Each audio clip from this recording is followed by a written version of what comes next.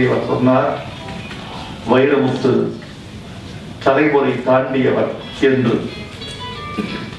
அந்த வார்த்தை எனக்கு பொருந்துகிறதோ இல்லையோ, தலைமுறை தாண்டி நிற்கிறவர் என்ற அடைமொழிக்கு முழு பொருத்தமானவர் அர்ஜுன் என்று நான் நிச்சயமாய் நம்புகிறேன். 32 ஆண்டுகள், 150 படங்கள், 8 மாநில விருதுகள், சில படங்களை இயக்கியவர். இது சாதாரணமான விஷயம் அல்ல. என் நண்பர் சுஜாதா ஒரு முறை சொன்னார், அடுத்த நூற்றாண்டில் 40 நிமிடங்களுக்கு மேல் எவரும் புகழோடு இருக்க முடியாது. டெக்னாலஜி மாறிடும், ஆள் மாறிவிடுவார்கள். 32 ஆண்டுகள் தன் இடத்தை தக்க வைத்துக் கொள்வதற்கு அர்ஜுன் அவர்களுடைய உழைப்பு, போராட்டம், கலைவெறி, எல்லாவற்றையும் விட நல்லெண்ணம், இவைகள் கூடித்தான் அவரை இந்த நீண்ட பயணத்திற்கு தயாரித்து வைத்திருக்கின்றன. இன்னும் ஒரு பயணத்திற்கு தயாரித்துக் கொண்டிருக்கின்றன என்று நான் நம்புகிறேன். அழகாக முன்னுரையில் சொன்னார், நான் ஒரு பயணி, நான் ஒரு வாகனத்தில் பயணிக்கிறேன். எவ்வப்போதெல்லாம் வண்டி தடுமாறுகிறதோ, பாதை தடமாறுகிறதோ, அப்போதெல்லாம் எனக்கு சந்தேகம் வந்து விடுகிறது. பயணியின் ஆசனத்திலிருந்து எழுந்து நான் ஓட்டுநரின் ஆசனத்துக்கு சென்று விடுகிறேன் என்று சொன்னார். இது ஒரு சாமர்த்தியம் என்று சொல்வதை விட ஒரு சூழ்ச்சி என்று சொல்லலாம். ஏனென்றால் பயணியை இறக்கி விட்டு விட முடியும், ஓட்டுநரை இறக்கி விட்டு விட முடியாது. ஓட்டுநர் இல்லாமல் வண்டி ஓடாது. எனவே உங்களுடைய சாமர்த்தியத்தை நான் பெரிதும் ரசிக்கிறேன், பாராட்டுகிறேன். ரொம்ப அற்புதமான ஒரு மனிதர் அர்ஜுன். ஒரு பல ஆண்டுகளுக்கு முன்னால் என்னை சந்தித்ததையும் எங்கள் உரையாடலையும் அவர் ஞாபகத்தில் வைத்திருந்தார். இந்த வெறி குறையாமல் இருக்கட்டும் என்று நான் சொன்னதை அவர் சொல்லிய போது, நேற்று நான் சொன்னதாக எனக்கே எதிரொலி கேட்டது. கலை என்பது வேறொன்றும் அல்ல. கலை என்பது பணத்தின் முதலீடு அல்ல. கலை என்பது தொழில்நுட்பம் அல்ல. கலை என்பது உங்களுடைய அடிப்படையில் கலைஞரின் உற்சாகம் தான் கலை. மிகப்பெரிய உற்சாகம் தான் கலை. அந்த உற்சாகத்தை கட்டி காப்பதுதான். என்னை பார்த்து கேட்டார்கள், இத்தனை ஆண்டுகள் எதை சாதனையாக கருதுகிறீர்கள்? ஒன்றும் சாதிக்கவில்லை, எல்லாம் நிகழ்வுகள். நம்ம நடந்து போறதுனால பூமி பின்னுக்கு போய்விடவில்லை, நாம் நடக்கிறோம், அவ்வளவுதான். இதுல சாதிப்பதற்கு ஒன்றும் இல்லை. சாதனை என்று நான் எதையும் கருதவில்லை. ஆனால் ஒன்று, நான் எனக்குள் ஒரு பெரிய மகிழ்ச்சியாக கருதுவது ஒன்று, ஒரு கலை என்கிற சுடர் இந்த நடு நெஞ்சில் எரிஞ்சிட்டே இருக்கு. தமிழ் என்கிற சுடர், கலை என்கிற சுடர் அவருக்கு அப்படித்தான் நடு நெஞ்சில் எரிந்து கொண்டே இருக்கிறது. ஒரு திரியின் உச்சியில் ஒற்றை சுடர் மாதிரி கலை என்கிற நெருப்பு எரிந்து கொண்டிருக்கிறது. சுனாமி வருகிறது, புயல் வருகிறது, சூறாவளி வருகிறது, உடல்நலக் குறைவு வருகிறது, உறவுகளின் சிக்கல் வருகிறது, நண்பர்களின் துரோகம் வருகிறது, நஷ்டம் வருகிறது, மரணம் வருகிறது, முதுமை வருகிறது. இத்தனை தடைகளுக்கு பிறகும் அந்த ஒற்றை திரியை அணைந்து விடாமல் காப்பாற்றி வருகிறேன் அல்லவா, அது மட்டும்தான் ஒரு பெரிய விஷயமாக நான் கருதுகிறேன். அந்த நெருப்பு எரிஞ்சிட்டு இருக்குன்னு அர்ஜுன் அவர் சொன்னதை உங்களுக்கு சொன்னார். நான் சொன்னதை அவர் எனக்கு திருப்பி சொன்னதை உங்கள் சபைக்கு சொல்ல வேண்டும் அல்லவா. இந்த வெறி குறைந்து விடாமல் பார்த்துக் கொள்ளுங்கள். இது என் வாசகம். அவர் திருப்பி சொன்ன வாசகம் தான் கவிதை. அற்புதம். நான் மறக்காத வரி. குறையாது சார். ஏன்னா வெற்றிக்கும் வெறிக்கும் ஒரு எழுத்துதான் வித்தியாசம். தான் டயலாக்ல வைக்க ரொம்ப அவர் எனக்கு ரொம்ப ஆச்சரியமான விஷயம் என்னன்னா, நல்ல தமிழ் ரசிகர். 30 ஆண்டுகள் எழுதிய பாட்டு, பேசிய வசனம் மனசுல வச்சிருக்காரு. நான் சொன்னா திருப்பி சொல்றேன். இது யாருக்கு தெரியுமா இருக்கும்? ஈடுபாடு உள்ளவனுக்கு தான் இருக்கும். அடுத்த வீட்டு குழந்தையின் பெயர் நமக்கு தெரியவில்லை. தினந்தோறும் வீட்டுக்கு வந்துட்டு போகுது குழந்தை. நம்ம குழந்தை 8 குழந்தை பேர் தெரியுது. ஏன்? ஈடுபாடு. இந்த ஈடுபாடு தான் காரணம். அதுல ஈடுபாடு இல்லை. ஈடுபாடு இருந்தா வரும். அந்த ஈடுபாடுதான் அவரை இன்னும் அப்படி மதித்து இந்த உயரத்தை தொடுவதற்கு அவர் பட்ட பாடுகள். ஒரு பெரிய விஷயத்தை சொல்றேன். உங்க லைஃப்ல படத்துறை மறக்க முடியாத விஷயம் என்னன்னு ஒரு கேள்வி கேட்டபோது ஒரு சொன்னார். இது ரொம்ப ஆச்சரியமான விஷயம் சார். அவர் சும்மா ஜிம்முக்கு போறாரு, உடலை வச்சிருக்காரு. உடல் தான் மூலதனம். இவர்களுக்கு நடிகர்களுக்கெல்லாம் இந்த உடல் இருக்கிற மூலதனமும் உணர்ச்சி இருக்கிற மூலதனமும் 1000 மீட்டர் உயரத்துல ஒரு ஹெலிகாப்டர் பறக்குது.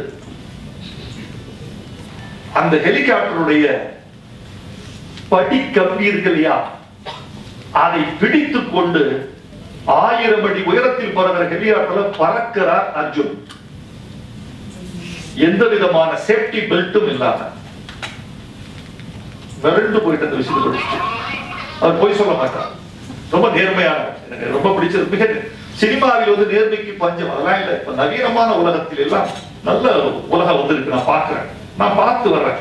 முதல்ல மிகையாக பேசுவார்கள் சினிமாவில். அந்த மிகை ஒழிகிறது, போலித்தனம் ஒழிகிறது, வாங்க வாங்க வாங்க வாங்க அதெல்லாம் ஒழிகிறது. ரொம்ப நியாயமாக உண்மையான எது போதுமான உணர்ச்சியோ அது மட்டும், எது உண்மையோ அது மட்டும், எது இயலுமோ அது மட்டும் என்ற தலைமுறை வருகிறது. பொய் சொல்லாத ஒரு தலைமுறை சினிமாவில் வந்துட்டு இது ரொம்ப முக்கியம். எங்கு அச்சம் இருக்கிறதோ அங்கு பொய் வரும், எங்கு அறியாமை இருக்கிறதோ பொய் வரும், எங்கு அடிமைத்தனம் இருக்கிறதோ அங்கு பொய் வரும். அடிமைத்தனமும் அச்சமும் அறியாமையும் பேதமையும் இல்லாத இடத்தில் பொய் வராது, தேவையில்லை. பொய்யற்ற ஒரு தலைமுறை சினிமாவுக்குள் வரத பார்க்கிறேன். அந்த ஜாதியில் அவரும் ஒருவராக நான் கருதுகிறேன். அவருக்கு எனக்கு என்னமோ தெரியாது, அவரு பேர் ஆக்ஷன் கிங். அவருக்கு அடைமொழி ஒரு ஆக்ஷன் படம், துப்பாக்கி, கத்தி, ரத்தம், கடலி, இதுக்கு மத்தியில ஒரு மென்மையான புல்லாங்குழல் கேட்க ஒரு படத்துல. எனக்கு இந்த காம்பினேஷன் ரொம்ப அபூர்வம். ஒரு யுத்த களத்துல ஒரு புல்லாங்குழல் கேட்டா இப்படி இருக்கும்.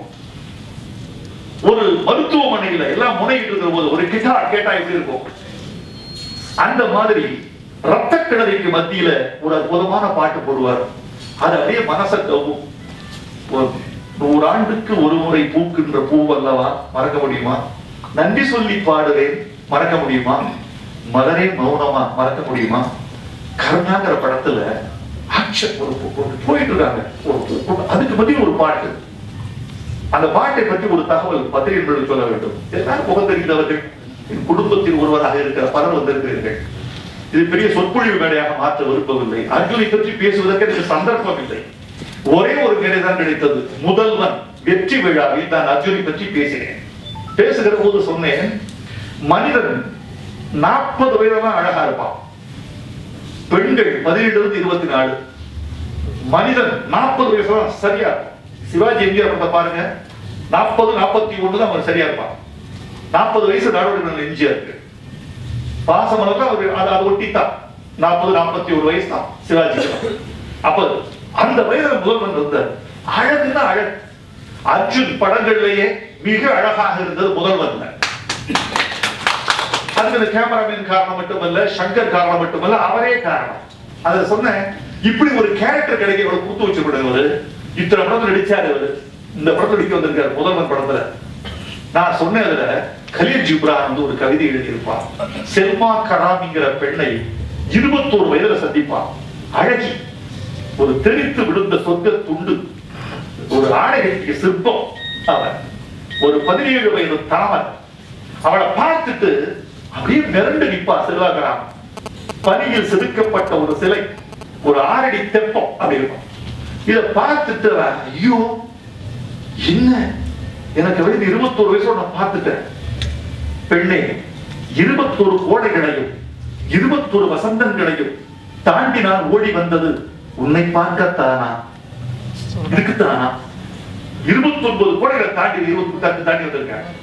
40 வயதையும் பல படங்களையும் அர்ஜுன் தாண்டி வந்தது முதல்வர் இந்த படத்தில் நடிக்கத்தானா என்று கேட்டேன். அது இப்பவும் ஞாபகம் இருக்கு. அந்த கருணாகர படத்தை ஒரு சம்பவத்தை சொல்றாங்க. ஜானகி அவர்களும் எஸ்பிபியும் பாடினாங்க மீடியா ஆர்டிஸ்ட் தியேட்டர்ல. வித்யாசாகர் இசையமைக்கிறார், நான் இருக்கிறேன் கூட. அந்த பாட்டு வர மயக்கம், கம்போஸ் பண்ணாங்க மயக்கம். நான் ரசிக்கிற ஒரு சொல்லுமா கமல் ஒரு முறை சொன்னாரு, சினிமாங்கிறது என்ன சார், நாம ரசிச்ச மிச்சம் தானே சார். நீ ரசி, நீ கரைந்து போ, நீ நம்பிக்கை கொள், நீ செதுக்கு, நீ துய்த்த மிச்சம் தான். நான் ஒரு பாட்டை 1000 முறை பாடுறேன். ஒரு பாட்டு எழுதுவதற்கு முன்னால் பாடி பாடி பாடி தன்மயமாகி பிறகு தூக்கி எடுக்கிறோம். அதுதான் சரியான பாட்டு என்பது. நான் தன்மயமாக ஒரு பாட்டை அந்த மலரே மௌனமா பாட்டுல நான் கரைஞ்சு போய் பாட்டு பாடி முடிஞ்சது. எஸ்பிபியும் ஜானகியும் பொதுவா எஸ்பிபி அடுத்தது ஓடிடுவார், ஹெட்போனை கரெக்ட் கார்ல உட்கார்ந்துவாரு, பணம் கூட வாங்க மாட்டார், மேனேஜருக்கு போயிடுவார், அப்புறம் கூட வரட்டும் போவார். அன்னைக்கு என்ன பண்ணார் எஸ்பிபி, ஹெட்போனை கரெக்ட் வச்சுட்டு நேர தியேட்டருக்குள்ள வந்தார். அர்ஜுன், நானு, வித்யாசாகர் எல்லாம் உட்கார்ந்துருக்கோம். அந்த பாட்டு பாடினே போட்டு காட்ட முடியுமான்னு கேட்டார். ரொம்ப நாளைக்கு அப்புறம் கேட்கவே மாட்டார் மனுஷன். ஆச்சரியமா பாட்டை கேட்டு முடிச்சுட்டு எந்திரிச்ச அந்த பெரிய உடம்பு தரையில விழுந்தது. ரெக்கார்டிங் தேட்டர்ல மடார் விழுந்த ஒரு யானை விழுந்தது மாதிரி விழுந்த விழுந்துட்டு சொன்னாரு, வருஷத்துக்கு இப்படி ஒரு பாட்டு பாடினா போதும், என் ஜென்மம் சாபல்யமாய். ஒரு ரசிகர், அந்த ஆட்கள் ஒரு கலைஞர். நான் எல்லாருமே இந்த பொருளாதாரம் வந்த பிறகு கதை போய்விடுகிறது, கதையை காட்ட நேரம் இல்லாமல் அமையும். அவர் ரசிகர், நல்ல ரசிகருக்கு தான் பாட்டு அமையும். அவர் ரசிகர். ஆக்ஷன் ஹீரோக்கு மத்தியில ஒரு ஆக்ஷன் ஹீரோக்கு ஒரு முகத்துல சில பேருக்கு மியூசிக் ஒட்டாது. மியூசிக் அவங்களுக்கு பேசுக்கு ரொம்ப வித்தியாசம் இருக்கும், இசை ஒட்டாது. இவர் ஆக்ஷன் முகம், எப்படி இசை ஒட்டுச்சு இதுவரைக்கும் நான் கேட்கல. ஆச்சரியமா இருக்கு. அர்ஜுனுடைய வெற்றி என்ன தெரியுமா? அர்ஜுனனை பத்தி இதிகாசத்துல சொல்லுவார்கள், ஏ அர்ஜுனா, உனக்கு என்ன தெரிகிறது அப்படி கேட்கிறான். மரத்துல ஒரு கிளி இருக்கு, ஒரே அம்புல வீழ்த்தது கிளியை. உனக்கு என்ன தெரிகிறது? எனக்கு வேறொன்றும் தெரியவில்லை கஷ்டமான பார்ப்பா, அம்பின் நுனியும் கிளியின் மூக்கும் தவிர. அதான் தெரியுது. அந்த மாதிரிதான் அவருக்கு வெறி, வெற்றி, கலை இது மட்டும் தான் தெரியும். எம்ஜிஆர் அவர்களுக்கும் சிவாஜி அவர்களுக்கும் மத்தியில் ஜெய்சங்கர் வெற்றி பெற்றது மாதிரி கமலுக்கும் ரஜினிக்கும் மத்தியில் அர்ஜுன் வெற்றி பெற்றிருக்கிறார். என்னையா உங்களை பத்தி தப்பு தப்பா எழுதுறாங்க பத்திரிகையில, ரொம்ப சந்தோஷப்படு, உண்மை எழுதிட்டா என்ன ஆவ?